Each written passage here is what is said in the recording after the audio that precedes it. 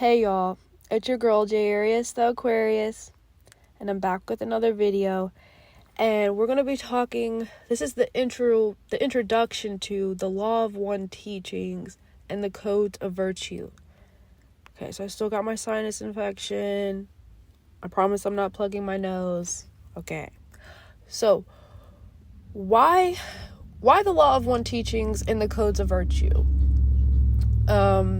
The teachings of the Law of One and the codes of virtue are ideas, frequencies, gateways, and living technologies encoded into our DNA that hums and harmonizes the moment you bring attention to them. This is the sacred reweaving of your field back into divine coherence. These tones realign us with our body. These virtues keep ceremonies powerful, our leadership aligned, and cleanses our field. You become these codes of virtue. You become the law of teachings. Now, no, this is not a cult or anything like that. This is just like a library for you to access. These are tools, techniques that you can use, especially if you're an indigo. I definitely recommend using the Calatonic sciences. I know there's been some dogma around them, but there's still some truth in them. And, I'm speaking from personal experience. I started speaking these, we'll get into the chant, but I started speaking these codes of virtue into my life, and it's really helped me a lot. And, it's working when you're feeling tingles and things like that. It's just that simple. So what is the Law of One? So the Law of One teachings, they come from Ra. You guys might have read that book. I have not read that book. But this is from the Ascension glossary.com. Basically, the Law of One practices, it brings you back into unity consciousness, which is, a lot of us, we're incarnated right now, and we're living a lot of parallels to Atlantis, to Lemuria, meaning that we're healing a lot of trauma and signatures from those times, from ancient Egypt, where we feel so compelled, where we really are like, why am I so intrigued by this culture? You know what I'm saying? It's probably a huge nod to you having a past life that you're healing from one of those parallels. And in those times, we were in unity consciousness. There was points when, they talk about the peak of civilization, the peak of humanity before the fall of Atlantis. The peak of that was unity consciousness. We were able to talk to the elementals. Our DNA was fully activated. So we were able to do these they put them on the movies. Like, my son loves The Incredibles. I'm not hating on The Incredibles, but that's just an example. You have to be some kind of superhero to have all these different abilities, right? But what if I told you that, when humans were first seated on the earth, that we had these abilities? We weren't Neanderthals or whatever. We weren't living in caves and things like that. Especially during the times of Lemuria and Atlantis, before the fall of civilization. Then you start seeing us go to caves and things like that. When we became, slowly we became disconnected. We became unattuned to the energies. We used to be one with nature. And the Law of One is basically what that's about, is getting back to unity consciousness, respecting yourself as a sovereign co-creator being, a creator being of your reality, but that what you do, affects other people. No matter, whatever it is done in the dark will come to light. So, your thoughts, all of that is so important. The way you feel, that's why I made the video about the self-concept. I really didn't get into that, but this is something that I'm working on in the journey, so I don't even feel comfortable enough yet to be to give you a full self-concept video, because I know this is something that I'm still working on. But self-concept is so important, y'all, reprogramming your subconscious mind, because ever since we've come out of the womb, we've been kind of in this whole thing where it's more of an extremist, where our ego is very don't get it twisted. You definitely you're working with your ego. Ego is a part of your body. You can't totally just turn off your ego. I mean, yeah, people do that, but that's still an unnatural, you're not in balance. Let me just say that. You're still not integrated. You know what I mean? So basically, the law of one practices unity consciousness. It practices loving yourself. It practices loving others. It's practicing loving the earth and the nature. It's the practice of service to others. You know what I'm saying? Just doing something from the heart space just because you want to. You know what I'm saying? Not because that person needs it, or, you know, maybe if that person does need it, then you just want to help them. There you go. But you shouldn't be expecting something in return, or you shouldn't have the thought, oh, I'm going to do this for this person. Hopefully, you know, down the line, something will come through for me, because, you know, it probably won't then if you put it that way. But if you don't have that thought behind that first action, then you more likely will receive what you reap, right? So, the law of one is just practicing, you know, co-creatorship, you know, being responsible, being like a responsible spiritual adult, so to speak, you know, understanding that, you know, life is happening for us, you know, it's not happening to you. There's a lot of like AI, false synthetic things going on in this matrix. And I know for a lot of us, you know, some people are still in that point of view, you know, where, you know, they don't see no way out. And unfortunately, not everyone's going to make it out. And that breaks my heart. That really breaks my heart. You know, I want to see everyone do good. And I hope that we can get to a point where everybody's thinking that way. You know, like if I'm doing good, the next person's doing good. You know what I'm saying? No, it's not about just me doing good and living my best life and then getting all, you know, having all the luxuries I want. And then there's people that are out there who, you know, they're literally like scraping for food, eating bugs, eating rats and stuff. That don't sit comfortable with me at all. And it's about practicing consciousness expansion. You know what I'm saying? You know, this is, again, these are techniques, these are practices. They're part of the Galactic sciences. They teach them in the Voyager's books, but they're, you know, they've kind of spread all over. But I'm not going to lie, like, as an indigo, type 3, I'm a very spiritual person, obviously. I'm very intuitive, very empathic. And it is crucial for me to shield myself. Do you understand? Like, I can't, you know, even if I wanted to be like, oh, all this Galactic stuff is BS, all this is new age, right? Literally, I would be delusional, because I cannot go out without shielding myself, or I'm like deemed to like have an anxiety attack, or, you know, I'll start running false programs through my field from other people because I'm just an energetic sponge. You know what I'm saying? And that's part of that whole, you know, being a responsible co-creator. Like, okay, this is just who I am. I'm going to do what I can to make light out of this situation. You know what I'm saying? And that's polarity integration. How can I make something good out of the dark? How can I turn this? That's transmutation. That's transcendence. You're transcending once you can do that.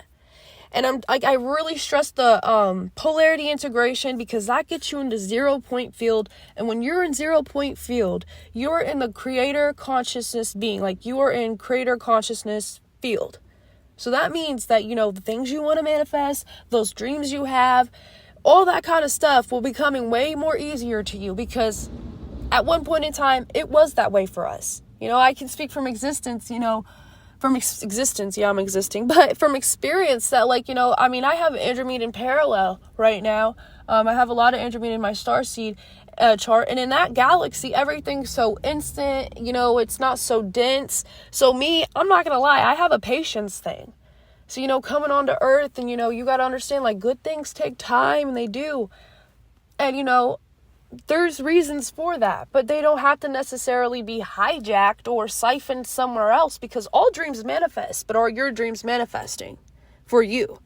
You know, and if they're not, you know what I'm saying, you definitely need to start, you know, tuning in with yourself, asking yourself questions. If you got to get you a little tarot deck, or you got to get you a pendulum, or again, like I said, using your body. You can use your body for body dowsing. You can literally like program, quote unquote, your higher self, like, my left hand is yes, my right hand is no, or whatever it is for you. And then, you know, you ask your higher self a question, which hand is having more feeling in it? There you go. You know what I'm saying? That's body dowsing. So you don't necessarily need tools, because I get it. I've been broke. I've been impoverished. I've had it where I've had nothing. I get it. You know, we don't always have these tools to or all these necessities or these extra things to do these rituals or to do these, to protect ourselves. And that's the thing. When you get into Calatonic science, it's really about just remembering and learning these breath techniques, which I'm not getting into Calatonic science specifically today. But really, this is an introduction to that. I would like to get more into that because as an indigo type 3, I'm telling you right now, this has helped my nervous system. This has helped me, not be quote unquote bipolar, ADHD. You know what I'm saying? I've definitely learned how to shield myself. Not only in this dimension, but, all 48 dimensions. You know what I'm saying? Because again, like you can manifest, you can do all the magic you want, and if you're just doing it for your 3D self, you know what I'm saying? Yeah, it can happen, but there's going to be mishaps and all that stuff if you're not healing yourself multidimensionally. So for this following practice, this is invoking the codes of virtue in your life, the codes of virtues in your life. We're going to go through the codes of virtues, but all you really need is a flame, because you are the internal flame. You are an eternal flame of source. Everyone is. It just depends, are you connected to your flame? Are you aware of your flame? Do you have control over your flame, so to speak, right? So all you're going to need is a candle. It don't matter what kind of candle it is, if it has a scent, it don't matter. Just a candle that you're okay with coming back to. You can use it. So basically what you're going to do is you're going to light your candle, and you're going to speak into your flame aloud or whisper your invocation. So this is your sacred tone activation. This will imprint the flame in your field with your intention. So as you're speaking aloud and whispering, and I'm going to get into it, what you can say, and you can always tweak it and make it to how it's more resonant for you. Because I definitely get that whole we can look at it. It can definitely become a cult. The Calatonic science can definitely become of a cult resonance if we just keep it real. But it's about how are you utilizing it? Are you making it a cult? Or are you joining some cult-like dynamics? You know what I'm saying? It's we gotta, again, it's that polarity integration. You gotta see what's the good in it? How can I help? How can I utilize it? Instead of looking at the bad, that it can become this. The what ifs, ands, and buts, that's kind of what keeps us stuck in this 4D. That's the mental plane. Okay? That's just part of the mental plane. The mental plane is part of the 4D. Okay?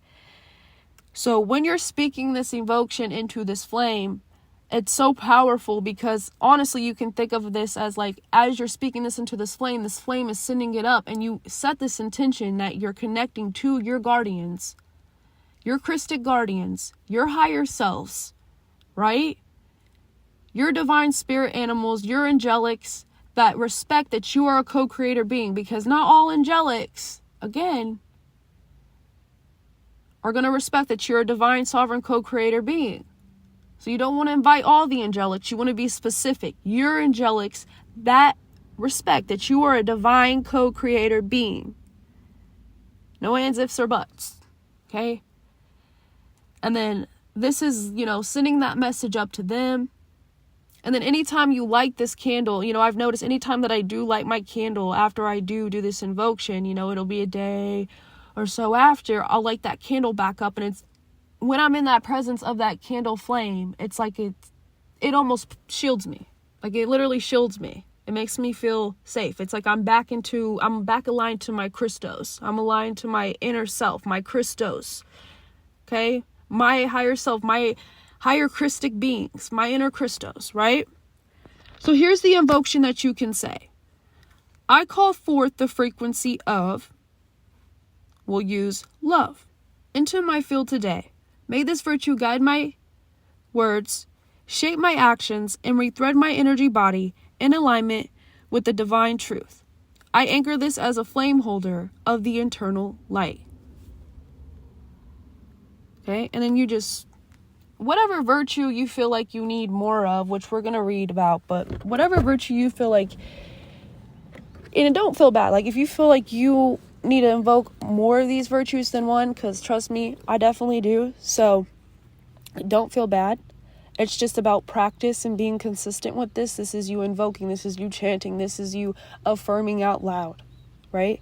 So, love. What are the codes of virtue? Let's get into that so you guys kind of understand what this means. So when you're saying, I invoke the virtue of love, this is the recognition of the truth of the all oneness.